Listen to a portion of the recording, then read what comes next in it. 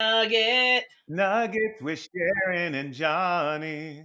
Think Here's the thing I think about introverts and extroverts. I think, like I said, there's so many groupings that we have in our society, and so many of them are hierarchical, that give you Yeah. greater access to participation, to resources, to representation, all this stuff. One of the things I've become very aware of is our society is built for extroverts and not for introverts. Yes. I'm And an so a introvert, so I lot know. I'm Yeah, definitely a just lot of like, times in our group settings, introverts don't get a chance to participate because us extroverts are just jumping in there and taking up all the space. And so as a we're like, yeah, excuse me, we're like, yeah, yeah, I'm gonna. yeah. So as a facilitator, I've really brought that into my equity lens. As I look at participation, I always want to make sure when I ask a question that we don't go right into discussion so that everyone has a chance to sort through their stuff. And I, at the beginning, ask for extroverts to step back and introverts to step forward, which is a challenge for both, right? Yeah.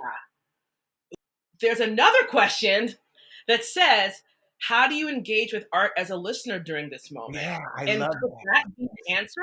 that. Could it be artistic engagement?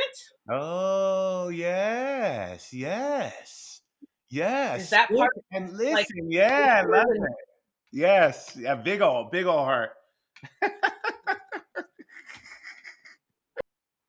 ah, Listening, right? So listening in this moment in time and gathering everything together and then sharing what you make sense of, right? I mean, that is a beautiful thing for an artist to do who is an introvert is listen, absorb, ask questions, be present, and then give us some art that makes sense of what you have unpackaged. Because introverts hold an understanding of the group dynamic that extroverts don't because we're so busy extroverting all over everyone, right, right. that we're not listening and watching those dynamics as fully. And so listen and share and guide I it.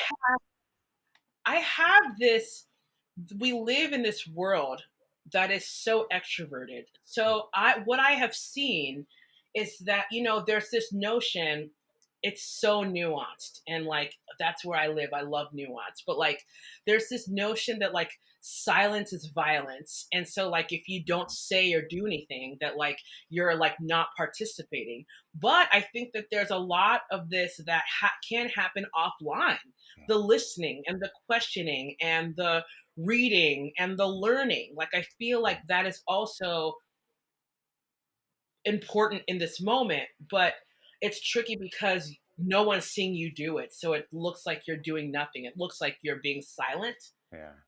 Yeah, I know. And then it's just like, well, who cares what everyone else thinks? And yet at the same time, we do need to make sure that we're raising our voices or bringing our bodies, to the Right. space to say, I am in support of this. And yeah, I mean, it's a tricky balance. And I think, Yeah, it happens a lot very. of time where like white people, when we go into conversations about race, don't want to just assert themselves so much. And so we just listen and sit back completely, but then we're just lurking and we're just like sucking all the information and not putting ourselves forward, Yeah, And so yeah. finding that, striking that balance and finding that groove is what the practice is, And Hmm. sometimes I'm going to step too much in, sometimes I'm going to step too far back, And as a Oh, big old pretty white dude with that, has a real nice voice, like I probably can err on the side of stepping real far back.